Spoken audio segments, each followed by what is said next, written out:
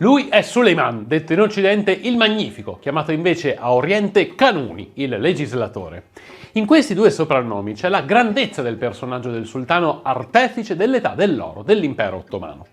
Solimano governa dal 1520 al 1566, imperatore di un territorio tanto vasto quanto eterogeneo, che si estende grazie alle sue conquiste da Baghdad all'Ungheria, dalla penisola arabica al Nord Africa. I turchi preferiscono ricordarlo come Kanuni. Oltre che per le imprese belliche, il sultano si distingue appunto come legislatore. Ma non solo. Solimano vuole lasciare ai posteri un'immagine di sé che rispecchi quella del sovrano di cui porta il nome, Salomone, ricordato come campione di giustizia e saggezza. All'epoca di Solimano l'Europa occidentale attraversa un periodo di estrema difficoltà, in particolare per le laceranti lotte di religione fra cattolici e protestanti. L'imperatore ottomano, al contrario, visto attraverso gli occhi e le parole degli ambasciatori a Costantinopoli, appare come un grande e potente sovrano in grado di mettere a rischio l'indipendenza dei paesi europei e dunque la cristianità. Tanto è vero che il sultano si spinge fin sotto le mura di Vienna, senza però conquistarla.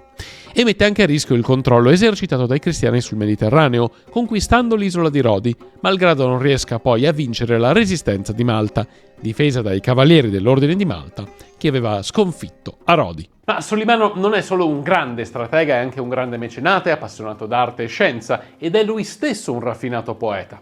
Insomma, riunisce davvero in sé capacità militari, intellettuali e artistiche che lo rendono degno di quel soprannome, il Magnifico. Prima di continuare ringrazio gli 800 abbonati al canale e gli oltre 420.000 iscritti. Grazie a voi Vanilla è diventato un progetto di divulgazione storica di grande respiro, ma vogliamo e dobbiamo fare molto meglio, quindi iscrivetevi e abbonatevi, ne abbiamo davvero bisogno.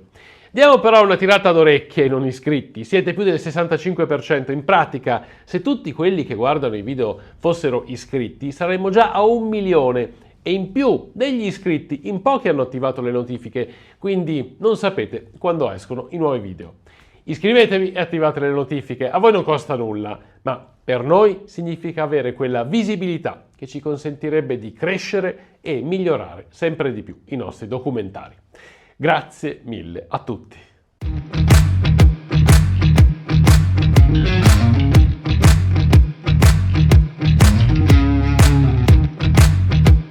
Quando Solimano nasce non c'è motivo per registrare una qualsiasi informazione su di lui, perché nessuno immagina il futuro radioso che lo attende. Per qualche motivo le prime notizie sulla sua vita sono assai scarne e incerte, come il luogo e la data della sua nascita. Si ritiene che sia venuto alla luce il 6 novembre del 1494 a Trebisonda, nell'odierna Turchia, dove il padre è governatore. In seguito diventerà sultano con il nome di Selim I. Selim è una figura ingombrante per il valore militare e il carattere focoso, ricordato per aver fatto giustiziare quasi tutti i suoi visir. Si era già fatto valere quando il fratello era stato designato come erede al trono. Aveva prima detronizzato il padre e poi ucciso sia il fratello sia i nipoti. Selim regna solo 8 anni, durante i quali getta le basi per la grandezza dell'impero ottomano, conquistando vasti territori in Persia e in Caucaso, fondamentali per il commercio. Quando muore nel 1520, Solimano è l'unico erede al trono e non deve quindi condurre le consuete lotte fratricide per la successione. A differenza del padre, Solimano vuole mostrarsi come un sovrano giusto e saggio ed è così che sarà ricordato dal suo popolo dopo la morte. Il merito va anche alla rigorosa educazione ricevuta a Costantinopoli. Dai 7 anni di età inizia a studiare aritmetica, musica, letteratura, lingue come il persiano e l'arabo e naturalmente il Corano. A 17 anni è già governatore della città di Caffa, poi partecipa a campagne militari che lo portano nell'area più occidentale della Turchia, dove incontra una delle figure fondamentali della sua vita, Pargali Ibrahim, dapprima schiavo, poi favorito e quindi Gran Visir. Trascorrono alcuni anni durante i quali Solimano impara il mestiere di sovrano, amministrando territori periferici. Nel settembre del 1520 Selim improvvisamente muore, mentre è impegnato in una spedizione militare. Solimano si precipita sul posto, non solo per pietà filiale, ma anche per evitare che qualcun altro, grazie al sostegno dell'esercito, sia acclamato imperatore. Il 1 novembre Solimano diventa ufficialmente il 10° sultano dell'impero ottomano. I sontuosi festeggiamenti durano molti giorni, ma poi il sultano dimostra subito di che pasta è fatto e doma con grande risolutezza una rivolta scoppiata in Siria. Non è che l'inizio di quel percorso che lo porterà a governare su un impero sterminato, che comprende quasi tutto il mondo islamico e i Balcani, fino alle porte dell'altro grande impero dell'epoca, quello asburgico di Carlo V. Solimano conclude la conquista dei Balcani già iniziata prima di lui. Nel 1521 sottomette Belgrado, in quella che è la sua prima grande campagna bellica, e poi nel 1526 dilaga nel Regno d'Ungheria, che all'epoca è vasto e potente perché comprende Slovacchia, Slovenia, Croazia e solo parzialmente Serbia e Romania. Quel regno cattolico e con alleati occidentali è uno stato di frontiera, un baluardo contro l'espansione turca, ma finisce invece annientato da Solimano. La situazione gli è favorevole perché Carlo V è alle prese con una guerra contro i francesi che 10 anni dopo arriveranno ad allearsi con il sultano, una cosa empia per l'epoca, per contrastare gli Asburgo. Anche la Repubblica di Venezia viene tenuta fuori dal conflitto, grazie a una corta opera diplomatica sfociata in accordi commerciali particolarmente convenienti per la Serenissima. La battaglia decisiva per la conquista del Regno d'Ungheria è quella che si combatte il 29 agosto del 1526 a Mohacs. Le sorti non sono subito favorevoli agli ottomani, anzi, i giannizzeri devono contrastare un attacco portato a Solimano in persona, che si salva solo grazie al sacrificio delle sue guardie scelte. Poi la netta superiorità numerica dei turchi, unita a una maggiore potenza di fuoco dell'artiglieria, prevale sulle forze ungheresi, che ne escono annientate. Muoiono circa 16.000 uomini, compreso il ventenne re Luigi II, che cade da cavallo in un fiume mentre fugge dal campo di battaglia e finisce per annegare. Alla fine il Regno d'Ungheria viene diviso in 3 parti, una sotto la diretta autorità di Solimano, un'altra sotto quella di Ferdinando I d'Asburgo, fratello di Carlo V, e la terza, la Transilvania, diventa uno stato vassallo dell'impero ottomano. I tempi sembrano maturi per arrivare proprio nel cuore dell'Europa, a Vienna. A fine di settembre del 1529 Solimano arriva sotto le mura della città e inizia un assedio che si prolunga più del previsto. Con l'inverno alle porte, il sultano decide di desistere, ma non ammette il fallimento, negando che l'obiettivo della spedizione fosse la conquista di Vienna.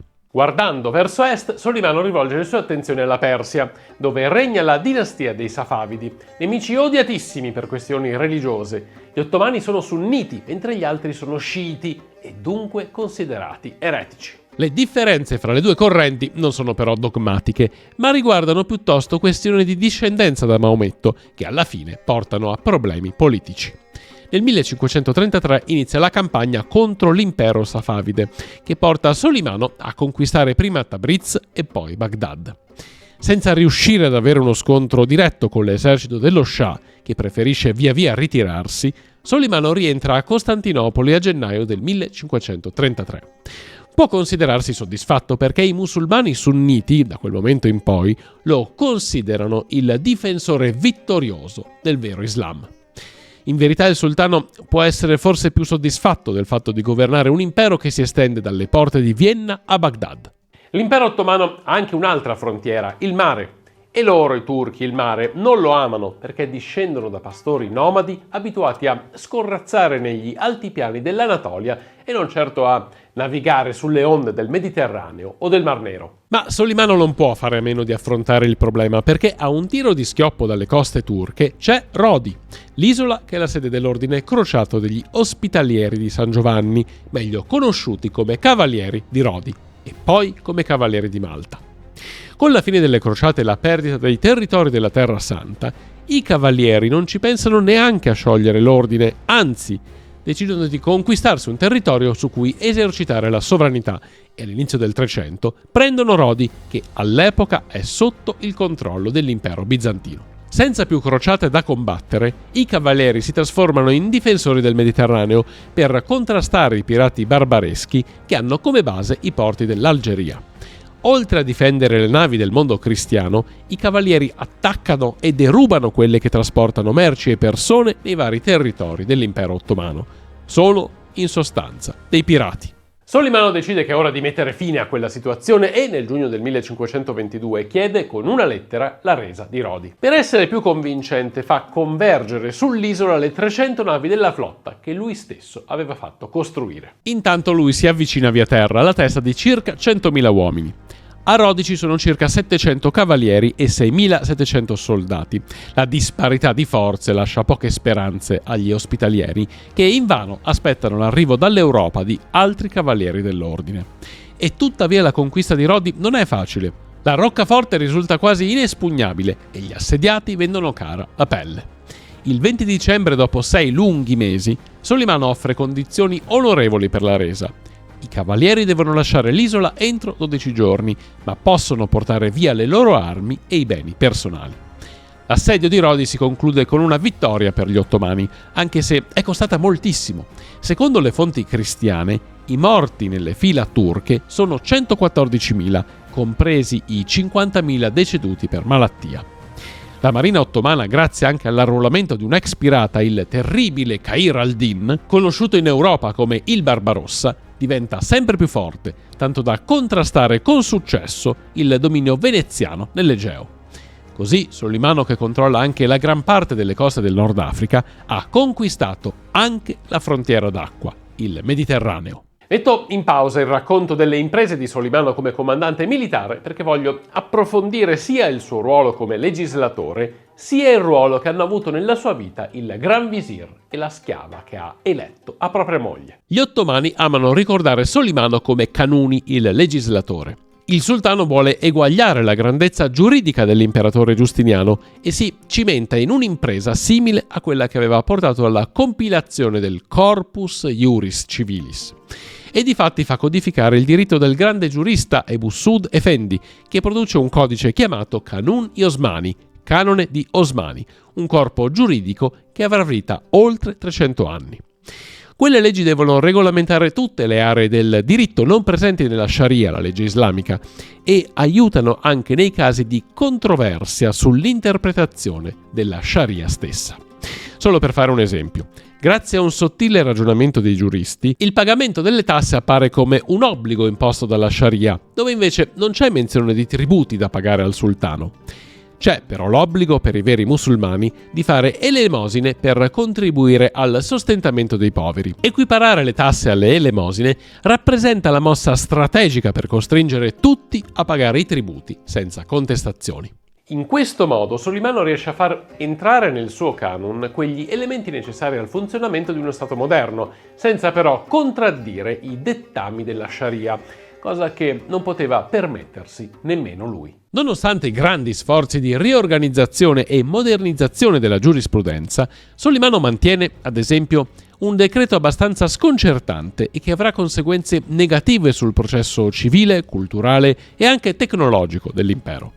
Nel 1515 il padre Selim I aveva emanato un decreto che proibiva l'uso della stampa, pena la morte. Il divieto nasce da motivazioni religiose. Gli ulema, gli studiosi del Corano, non approvano che il sacro testo dell'Islam sia stampato da una macchina e non copiato a mano da un vero credente. Solo dal 1726 anche nell'impero ottomano potranno funzionare le stamperie, ma il divieto rimane per i testi religiosi.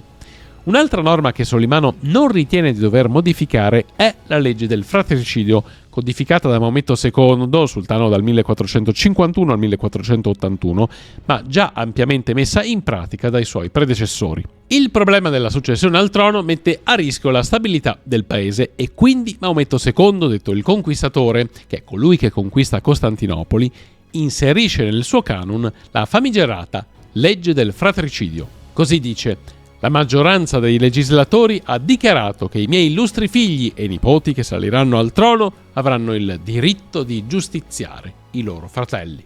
Quella legge appare necessaria perché ogni principe è considerato un erede legittimo, anche quelli nati da concubine, e non esiste neppure un diritto di primogenitura.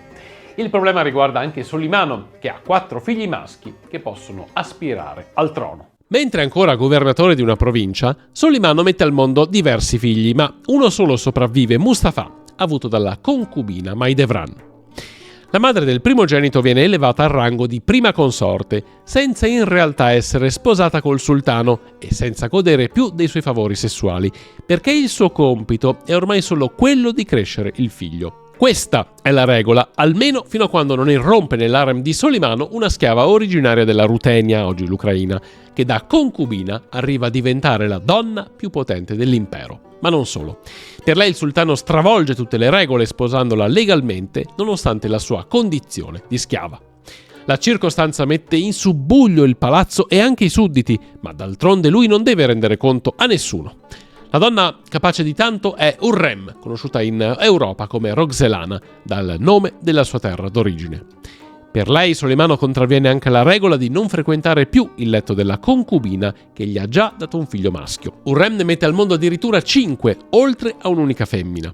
È chiaro a tutti che il rapporto fra Solimano e Hurrem non è di sola natura carnale, ma si tratta di amore, quel sentimento capace di stravolgere l'anima e straziare il cuore. E infatti Solimano scrive per lei poesie d'amore e quando è lontano sui campi di battaglia tristissime lettere dove si avverte bene il dolore per la mancanza della donna amata. Certo, quando va in guerra Hurrem non può seguirlo, ma il sultano contravviene a un'altra regola di corte. Ogni principe, quando ha 16-17 anni, viene mandato in una delle province dell'impero per fare pratica di governo e con lui va la madre, che deve occuparsi dell'harem del figlio. È così da sempre, così è stato per Mahidevran e il suo figlio Mustafa, ma non per Roxelana, che rimane per tutta la vita nel palazzo reale di Costantinopoli, il Topkapi. Nonostante tutto l'amore dimostratole da Solimano, Hurrem non può non preoccuparsi per il destino dei suoi figli. Se Mustafa sale al trono, farà far loro una brutta fine, come da consuetudine. Intanto il giovane principe si fa valere sul campo di battaglia e conquista anche il favore dei giannizzeri. Insomma, è chiaro che sarà lui l'erede designato, a meno che non succeda qualcosa che lo impedisca, e questo qualcosa avviene. Solimano si convince, forse non a torto, che Mustafa stia preparando un colpo di stato per spodestarlo e prendersi il trono. Negli avvenimenti che seguono c'è, almeno in parte, lo zampino di Roxelana e anche del genero Rustem. I due insinuano che tra le fila dell'esercito ci sia malcontento perché l'ormai anziano sultano da un po' di tempo non guida di persona le sue truppe e dunque serpeggia l'idea di mettere sul trono un sovrano più giovane. Un'ipotesi che fa gola a Mustafa, a detta di Roxelana e Rustem. Solimano convoca il figlio con la scusa di chiarire le cose, ma ha già in mente di ucciderlo. Mustafa deve fare una scelta: non presentarsi ed essere accusato di tradimento, oppure obbedire al padre sapendo di rischiare la vita. Il principe sceglie di incontrare il padre e la paga cara. Come entra nella tenda del padre, i servitori muti lo assalgono e lo strangolano. Rimangono come aspiranti al trono 3 figli maschi di Solimano e Hurrem: Selim, Bayazid e Ciankir. Quest'ultimo muore pochi mesi dopo il fratellastro Mustafa, mentre gli altri 2 combattono una sorta di guerra civile delle province che in quel momento governano. Bayezid, sconfitto nel 1559, cerca scampo in Persia, ma lì viene raggiunto da un sicario di Solimano che uccide lui e i suoi 4 figli. Resta solo Selim, uomo dal carattere debole e per giunta alcolizzato, che diventa sultano nel 1566, senza mai liberarsi dall'ingombrante fantasma di cotanto padre, tanto da non volersi sedere sul suo trono perché pensa di non esserne degno. All'epoca Roxelana non c'è già più, la sultana, la schiava diventata regina, era morta il 18 aprile del 1558. A fare le spese dell'ostilità di Roxelana è forse anche il Gran Visir Pargal Ibrahim Pascià, un altro personaggio che, partito dalla condizione di schiavo, arriva a diventare il braccio destro del sultano, nonché suo grande amico e forse amante. Ibrahim, originario dell'Epiro, viene catturato durante un'incursione ottomana, intorno al 1500, quando ha circa 6 anni.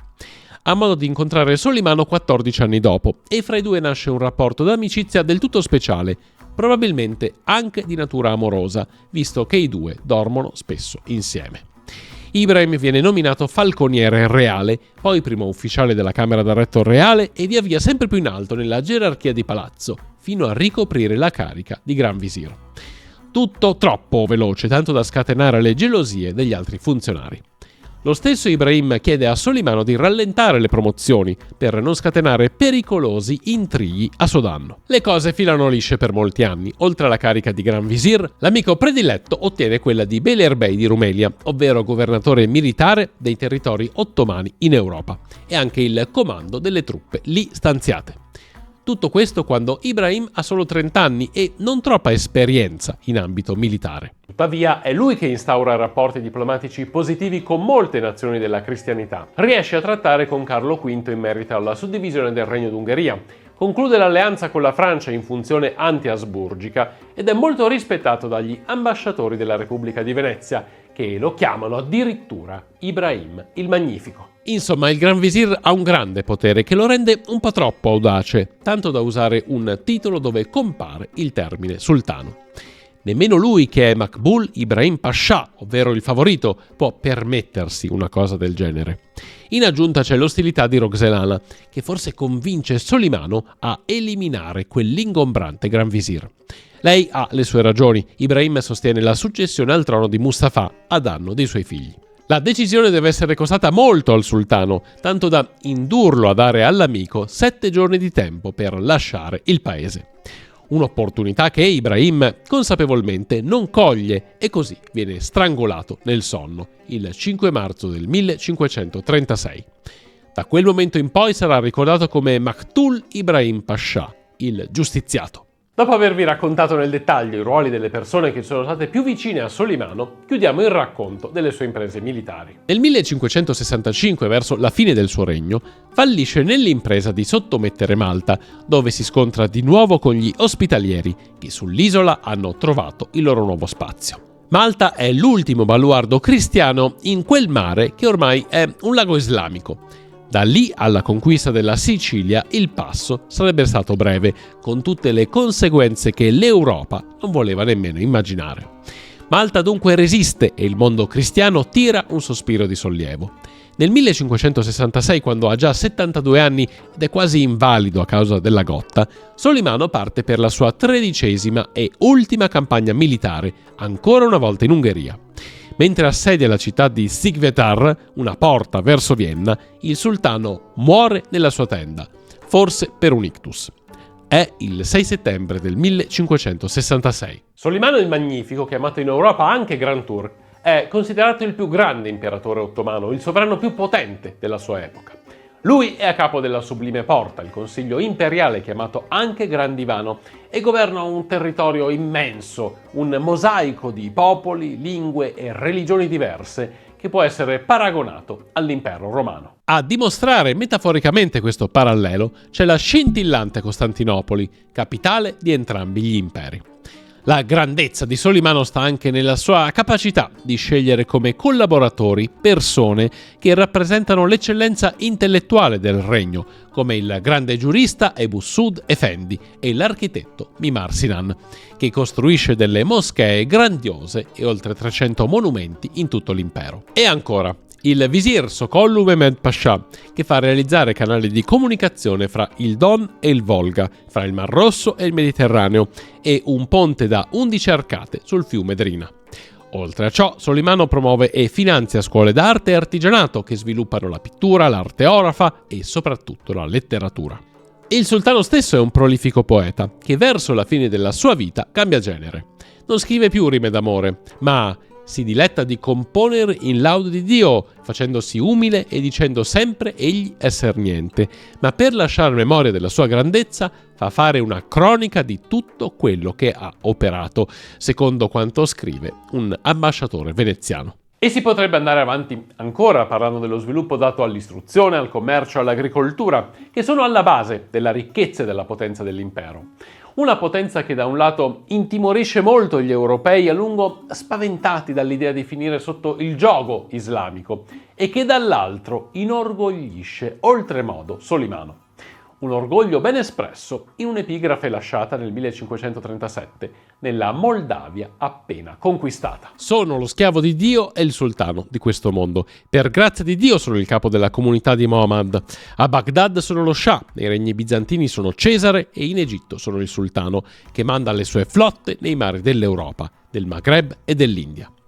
Sono il sultano che prese la corona e il trono d'Ungheria e li concesse a un umile schiavo. Il voivoda Petru alzò la testa in segno di rivolta, ma gli zoccoli del mio cavallo lo schiacciarono nella polvere e io conquistai la terra di Moldova.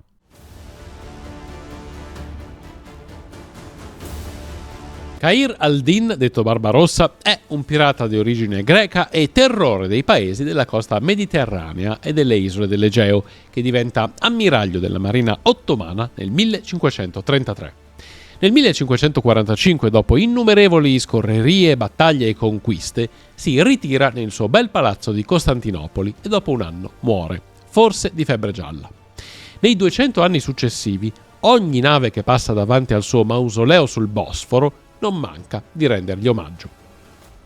Mahidevran è la prima consorte di Solimano, che sopravvive al figlio Mustafa e finisce in miseria. Selim II, divenuto sultano, le concede un vitalizio che le consente di vivere con decoro fino al giorno della morte, avvenuta nel 1581.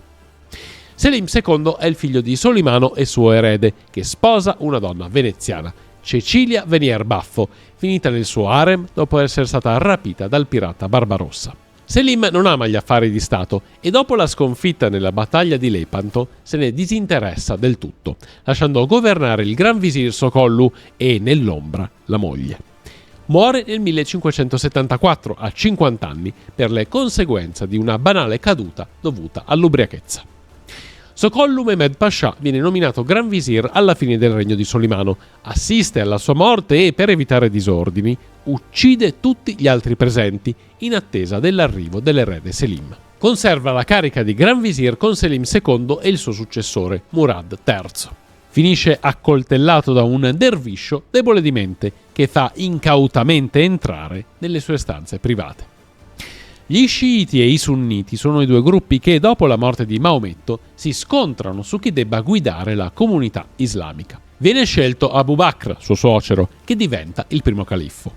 Una frangia di fedeli sostiene invece una linea di sangue, indicando Ali ibn Abi Talib, cugino nonché genero del profeta. I primi sono i sunniti, i secondi gli sciiti, una minoranza che oggi conta circa il 20% dei fedeli musulmani. Dal VII secolo in avanti le due correnti si sono sempre combattute, sia per motivi politici sia religiosi, generando aspri conflitti che durano ancora oggi.